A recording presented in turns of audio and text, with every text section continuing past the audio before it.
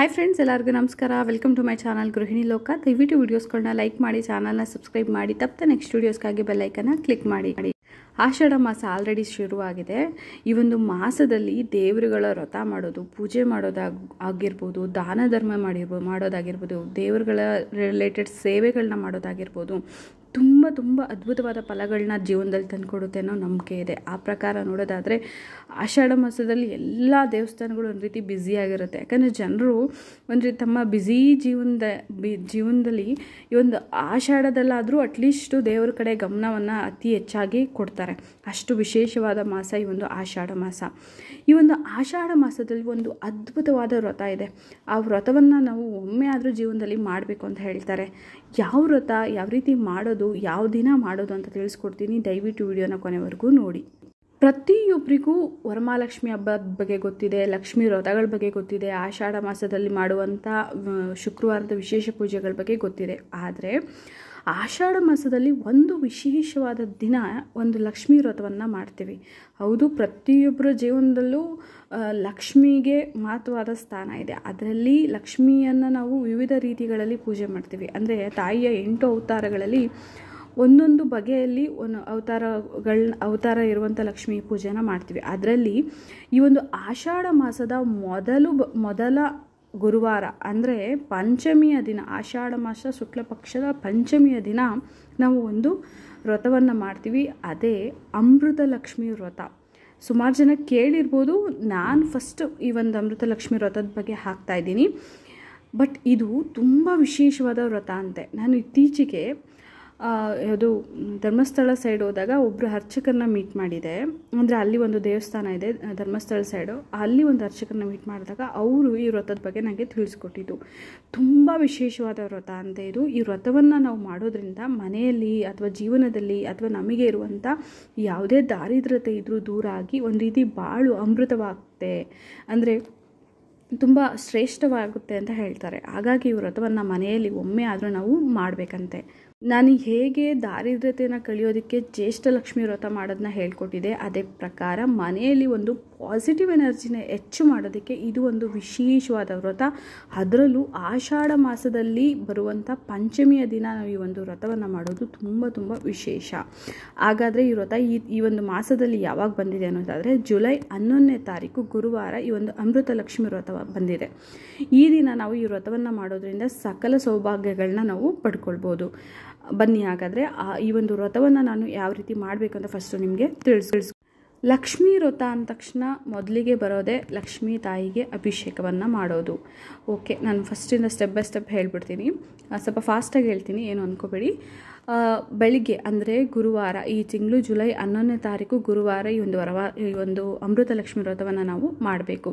ಹಿಂದಿನ ದಿನವೇ ನಾವು ಈ ಒಂದು ವ್ರತಕ್ಕೆ ಬೇಕಾಗಿರುವಂಥ ಎಲ್ಲ ತಯಾರಿಗಳನ್ನ ಮಾಡಿಟ್ಕೋಬೇಕಾಗತ್ತೆ। ಅಂದರೆ ಪೂಜೆಗೆ ಬೇಕಾಗಿರುವಂಥ ಹಣ್ಣು, ಕಾಯಿ, ಧೂಪ, ಗಂಧಕಡ್ಡಿ, ತುಪ್ಪದ ದೀಪಗಳಿಗೆ ಮತ್ತು ಮಣ್ಣಿನ ದೀಪ ಹಚ್ಚಬೇಕಾಗತ್ತೆ। ಅದಕ್ಕೆ ಮಣ್ಣಿನ ದೀಪಗಳು ಮತ್ತು ರಂಗೋಲಿ ಪೌಡ್ರ್ ಇಲ್ಲ ಅಂದರೆ ರಂಗೋಲಿ ಪೌಡ್ರ್ ರೆಡಿ ಮಾಡ್ಕೊಳ್ಳಿ। ಯಾಕಂದರೆ ಪೂಜೆಯಲ್ಲಿ ರಂಗೋಲಿ ಇಲ್ಲ ಅಂದರೆ ಅದು ಸಂಪೂರ್ಣ ಆಗಲ್ಲ ಅಂತ ಹೇಳ್ತಾರೆ। ಹಾಗಾಗಿ ಜೊತೆಗೆ ಮಾವಿನ ಎಲೆ ಬೇಕಾಗುತ್ತೆ, ಒಂದು ಬಾಳೆ ಎಲೆ ಬೇಕಾಗುತ್ತೆ, ವಿಳ್ಯದೆಲೆಗಳು ಕಳಸಕ್ಕೆ ಜೋಡಿಸೋಕ್ಕೆ, ತೆಂಗಿನಕಾಯಿ, ಈ ರೀತಿ ಪೂಜೆಗೆ ಬೇಕಾದಂಥ ಎಲ್ಲ ವಸ್ತುಗಳನ್ನ, ಜೊತೆಗೆ ಗೆಜ್ಜೆ ವಸ್ತ್ರ ಮಿಸ್ ಮಾಡಬೇಡಿ, ಗೆಜ್ಜೆ ವಸ್ತ್ರ, ಈ ರೀತಿ ಪೂಜೆಗೆ ಬೇಕಾಗಿರುವಂಥ ಎಲ್ಲ ಸಾಮಗ್ರಿಗಳನ್ನ ನೋಟ್ ಮಾಡಿ ಬರೆದಿಟ್ಕೊಂಡು ತಂದು ಮಾಡಿಕೊಬಿಡಿ।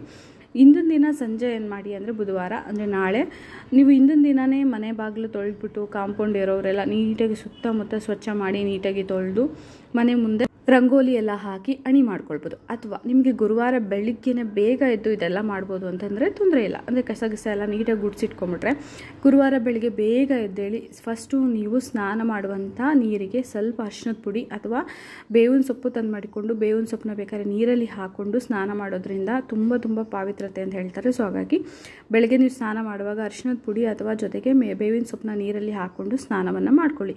ಸ್ನಾನ ಮಾಡಿಕೊಂಡು ಮಡಿ ಬಟ್ಟೆ ಹಾಕ್ಕೊಂಡು ಫಸ್ಟು ನೀವೇನು ಮಾಡಬೇಕು ಮಾಡಬೇಕು, ಮನೆ ಬಾಗಿಲಿಗೆ ರಂಗೋಲಿನ ಹಾಕಬೇಕು. ಹೊಸ್ಲು ತೊಳೆದು ಹೊಸ್ಲಿಗೆ ರಂಗೋಲಿನ ಹಾಕಬೇಕು. ಅರಿಶಿನ ಕುಂಕುಮ ಹಚ್ಚಿ ಕುಂಕುಮ ಹೂವು ಇಟ್ಟು ಹೊಸ್ಲು ಅಲಂಕಾರವನ್ನು ಮಾಡಿ, ಜೊತೆಗೆ ಮೇಲ್ಗಡೆನ ಹೊಸ್ಲಿಗೆ ಅರಿಶಿನ ಕುಂಕುಮವನ್ನು ಹಚ್ಚಿ ಅಲ್ಲಿ ಗೌರಿ ನಿಲ್ಲಿಸಿರ್ತಾರೆ ಅಂತ ಹೇಳ್ತಾರೆ. ಗೆಜ್ಜೆ ವಸ್ತ್ರ ಹಾಕಿ ನಂತರ ಅದಕ್ಕೆ ಮಾವಿನ ತೋರಣ ರೆಡಿ ಮಾಡಿಟ್ಕೊಂಡು ಮಾವಿನ ತೋರಣವನ್ನು ಹಾಕಿ ಫಸ್ಟು ಹೊಸ್ಲು ಪೂಜೆನ ಮಾಡ್ಕೊಳ್ಳಿ.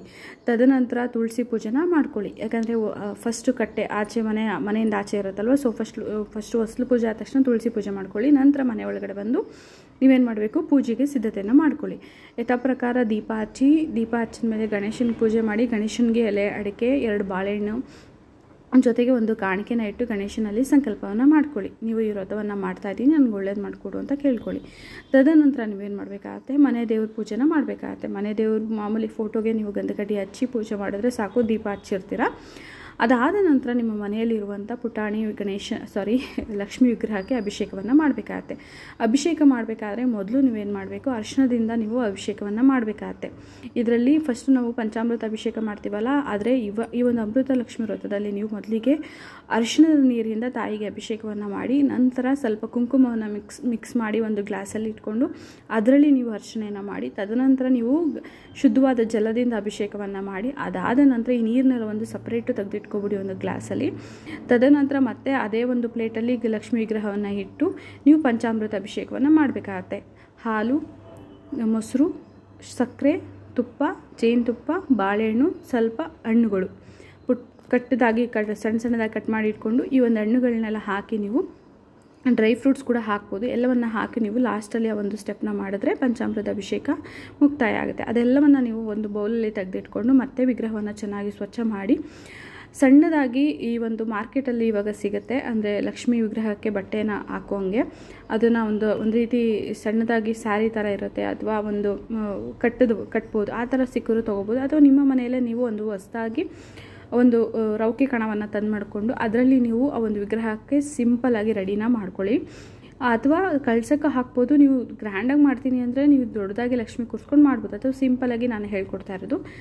ವಿಗ್ರಹಕ್ಕೆ ರೆಡಿ ಮಾಡಿ ಅರಿಶಿನ ಕುಂಕುಮ ಹಚ್ಚಿ ಗಂಧ ಹಚ್ಚಿ ನಂತರ ನೀವೇನು ಮಾಡಿ ಗಜ್ಜೆ ವಸ್ತ್ರನ ಮಿಸ್ ಮಾಡದೆ ಹಾಕಿ ವಿಗ್ರಹ ರೆಡಿ ಆಯಿತು. ವಿಗ್ರಹ ರೆಡಿ ಆದಮೇಲೆ ನೀವೇನು ಮಾಡಿ ಕಳಸ ಕೂರಿಸುವಂಥ ಜಾಗದಲ್ಲಿ ಒಂದು ಬಾಳೆ ಇದು ಫಸ್ಟು ಒಂದು ಅಷ್ಟದಳ ಪದ್ಮ ರಂಗೋಲಿ ಬರೀರಿ. ಇದನ್ನೆಲ್ಲ ನೀವು ಫಸ್ಟೇ ಕ್ಲೀನ್ ಮಾಡ್ಕೊಂಡಿರಬೇಕು. ಸ್ವಲ್ಪ ಗಂಜಲ ಎಲ್ಲ ಹಾಕಿ ಅರಿಶಿನ ಪುಡಿ ನೀರನ್ನ ಹಾಕಿ ಫುಲ್ ಜಾಗವನ್ನು ಸ್ವಚ್ಛ ಮಾಡಿ ಇಟ್ಕೊಂಡಿರ್ಬೇಕು. ಅದಾದಮೇಲೆ ನೀವು ಇದೆಲ್ಲ ಮಾಡಿರ್ತೀರ ಪೂಜೆನ.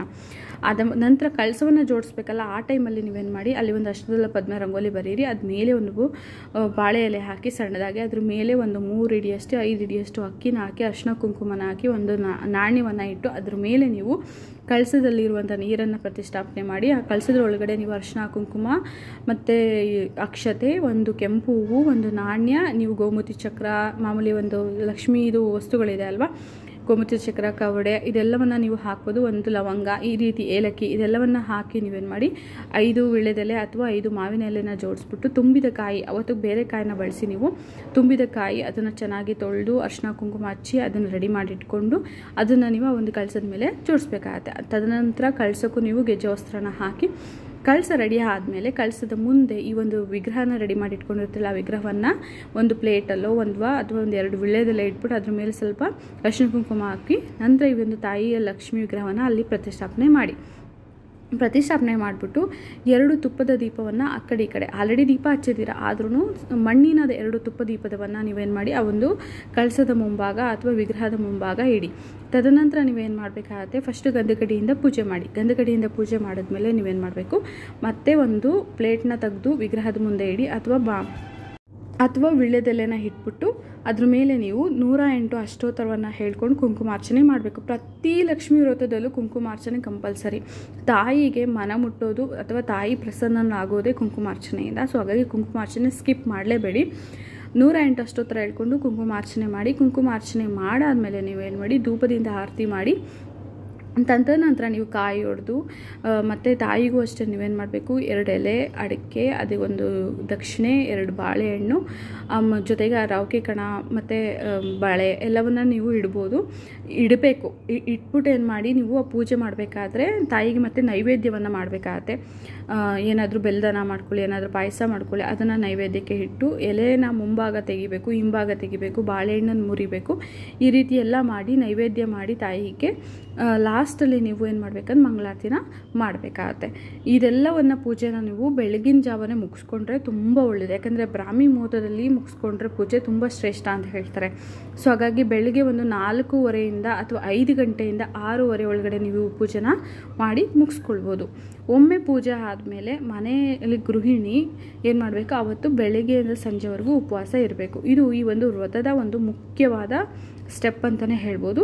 ಯಾರಿಗೆಲ್ಲ ಆರೋಗ್ಯ ಸಮಸ್ಯೆ ಇದೆ ಅವರು ಹಾಲು ಹಣ್ಣನ್ನು ತೊಗೊಳ್ಬೋದು, ಅಥವಾ ನಾನು ಬರೀ ನೀರು ಕುಡ್ಕೊಂಡು ಸಂಜೆವರೆಗೂ ನಾನು ಇರ್ತೀನಿ ಅನ್ನೋರು ಸಂಜೆವರೆಗೂ ನೀವು ಉಪವಾಸ ಇದ್ದು ಸಂಜೆ ನೀವೇನು ಮಾಡಬೇಕಾಗತ್ತೆ, ಮತ್ತೆ ನೀವು ದೀಪವನ್ನು ಹಚ್ಚಿ ಮತ್ತೆ ಮಹಾಮಂಗಳಾರತಿನ ಮಾಡಿ ತದನಂತರ ನೀವೇನು ಮಾಡಬೇಕು, ಬಾಗಿಲಲ್ಲಿ 2 ತುಪ್ಪದ ದೀಪವನ್ನು ಇಡಬೇಕಾಗತ್ತೆ. ಮನೆಯ ಬಾಗಿಲು ಹೊಸ್ತಿಲ ಮೇಲೆ ನೀವು 2 ತುಪ್ಪದ ದೀಪವನ್ನು ಇಟ್ಟು ಸಂಜೆಯ ಗೋಧೂಳಿ ಸಮಯದಲ್ಲಿ ಮತ್ತೆ ತಾಯಿಗೆ ಒಂದು ಆರತಿ ಸಾಂಗ್ ಆಡಿಕೊಂಡು ನೀವು ಆ ಒಂದು ಮಹಾಮಂಗಳಾರತಿನ ಮಾಡಿ ಪೂಜೆನ ಮಾಡ್ಬೋದು. 4 ಜನ ಮುತ್ತೈದರನ್ನ ಕರೆದು ಅರ್ಶಿನ ಕುಂಕುಮವನ್ನು ಕೊಡೋದು ಕೂಡ ತುಂಬ ಶ್ರೇಷ್ಠ. ಅಥವಾ ಯಾರಾದರೂ ಒಬ್ಬರು ಹಿರಿ ಮುತ್ತೈದೆಯನ್ನು ಕರೆದ್ಬಿಟ್ಟು, ಅಂದರೆ ವಯಸ್ಸಾದವ್ರನ್ನ ಕರೆದ್ಬಿಟ್ಟು ಅವರಿಗೆ ದಕ್ಷಿಣೆ ಸಮೇತ ಒಂದು ತಾಂಬೂಲವನ್ನು ಕೊಟ್ಟು ಅವರ ಆಶೀರ್ವಾದವನ್ನು ತಗೊಂಡು ಅಲ್ಲಿಗೆ ನಿಮಗೆ ವ್ರತ ಕಂಪ್ಲೀಟ್ ಆಗುತ್ತೆ. ವ್ರತ ಕಂಪ್ಲೀಟ್ ಆದಮೇಲೆ ಮತ್ತೆ ತಾಯಿಗೆ ಕೆಂಪಾರತಿನ ಮಾಡಿ, ಅದು ತುಂಬ ಒಳ್ಳೆಯದು. ಯಾವುದೇ ವ್ರತ ಮಾಡಿದವರು ಕೆಂಪಾರತಿನ ಮಾಡೋದ್ರಿಂದ, ಯಾಕೆ ನಮ್ಮ ದೃಷ್ಟಿನೇ ಬೀಳ್ಬೋದಂತೆ ದೇವ್ರ ಮೇಲೆ. ಎಷ್ಟು ಚೆನ್ನಾಗಿ ಕಾಣಿಸ್ತಿದೆ ಅಲ್ವಾ, ಎಷ್ಟು ಚೆನ್ನಾಗಿ ಅಲಂಕಾರ ಮಾಡಿದ್ದೀನಲ್ವಾ, ಇವತ್ತೇನೋ ತೃಪ್ತಿ ಆಯಿತು ಮನಸ್ಸಿಗೆ, ಈ ಒಂದು ಅಂದ್ಕೊಂಡಿದ್ದು ಕೂಡ ಕಣ್ಣು ಬೀಳುತ್ತೆ ಅಂತ ಹೇಳ್ತಾರೆ. ಸೊ ಹಾಗಾಗಿ ಕೆಂಪಾರತಿ ಮಾಡಿ ಆ ನೀರನ್ನ ಒಂದು ಗಿಡದಕ್ಕೆ ಹಾಕೋ ಅಥವಾ ಮನೆ ಪಕ್ಕದಲ್ಲಿ ಹಾಕ್ಬಿಟ್ಟು ನೀವು ಆ ನೀರನ್ನು ಸ್ವಲ್ಪ ಫೋಟೋ ಮೇಲೆ ಆ ದೇವ್ರ ಮನೆಯಲ್ಲಿ ನೀವು ಪ್ರೋಕ್ಷಣೆಯನ್ನು ಮಾಡಿದ್ರೆ ಅಲ್ಲಿಗೆ ನಿಮ್ಮ ವ್ರತ ಕಂಪ್ಲೀಟ್ ಆಗುತ್ತೆ. ಸಾಧ್ಯ ಆದವರು ನಿಯರೆಸ್ಟ್ ಯಾವುದೇ ದೇವಸ್ಥಾನಕ್ಕೆ ಹೋಗ್ಬಿಟ್ಟು ತಾಯಿಯ ದರ್ಶನ ಮಾಡ್ಕೊಂಡು ಬನ್ನಿ. ಬಂದು ಅವತ್ತೊಂದು ದಿನ ಸಂಜೆ ಅವಲಕ್ಕಿ ಅಥವಾ ರವೆಯಿಂದ ಏನಾದ್ರು ಮಾಡಿರುವಂಥ ಒಂದು ಪದಾರ್ಥವನ್ನು ಸೇವಿಸಿದ್ರೆ ಅಲ್ಲಿಗೆ ನಿಮ್ಮ ಈ ಒಂದು ಅಮೃತ ಲಕ್ಷ್ಮಿ ವ್ರತ ಮುಕ್ತಾಯ ಆಗುತ್ತೆ. ತುಂಬ ತುಂಬ ತುಂಬ ವಿಶೇಷವಾದ ವ್ರತ, ತುಂಬ ವಿಶೇಷವಾದ ದಿನ. ಇದು ಆಷಾಢ ಮಾಸದಲ್ಲಿ ಮಾತ್ರ ಮಾಡುವಂಥ ವ್ರತ. ಹಾಗಾಗಿ ಇದನ್ನು ನಾವು ಅಮೃತ ಲಕ್ಷ್ಮಿ ವ್ರತ ಅಂತ ಕರಿತೀವಿ. ನೋಟ್ ಮಾಡ್ಕೊಳ್ಳಿ, ದಿನ ಯಾವುದು ಅಂದರೆ ಜುಲೈ 11 ಗುರುವಾರ ಈ ಒಂದು ವ್ರತವನ್ನು ಮಾಡಬೇಕಾಗತ್ತೆ. ನಾನು ನೆಕ್ಸ್ಟ್ ವಿಡಿಯೋದಲ್ಲಿ ಆಷಾಢ ಮಾಸದ ಶುಕ್ರವಾರ ಮಾಡುವಂಥ ಲಕ್ಷ್ಮೀ ಪೂಜೆಯನ್ನು ನಾನು ನಿಮಗೆ ತಿಳಿಸ್ಕೊಡ್ತೀನಿ. ಜೊತೆಗೆ ಈ ಒಂದು ಮಾಸದಲ್ಲಿ ಮತ್ತೊಂದು ಲಕ್ಷ್ಮೀ ಪೂಜೆಯನ್ನು ನಾವು ಮಾಡಬೇಕಾಗತ್ತೆ, ಅಂದರೆ ವರಮಹಾಲಕ್ಷ್ಮಿ ಹಬ್ಬ ಬರೋ ಮುಂಚೆಗೆ. ಆ ವಿಷಯವನ್ನು ಕೂಡ ನಾನು ನಿಮ್ಮ ನೆಕ್ಸ್ಟ್ ವಿಡಿಯೋಗಳಲ್ಲಿ ತಿಳಿಸ್ಕೊಡ್ತೀನಿ. ಈ ವ್ರತವನ್ನು ದಯವಿಟ್ಟು ಯಾರೂ ಮಿಸ್ ಮಾಡ್ಕೋಬೇಡಿ, ಪ್ರತಿಯೊಬ್ಬರು ಮಾಡಿ ಆ ತಾಯಿಯ ಕೃಪೆಗೆ ಪಾತ್ರರಾಗಿ ಅಂತ ಕೇಳ್ತಾ, ಈ ಒಂದು ಇನ್ಫಾರ್ಮೇಷನ್ ನಿಮ್ಗೆ ಇಷ್ಟ ಆಗಿರೋ ವಿಡಿಯೋನ ಲೈಕ್ ಮಾಡಿ, ಚಾನಲ್ನ ಸಬ್ಸ್ಕ್ರೈಬ್ ಮಾಡಿ. ವಿಡಿಯೋ ನೋಡೋದಕ್ಕೆ ಧನ್ಯವಾದಗಳು. Thank you.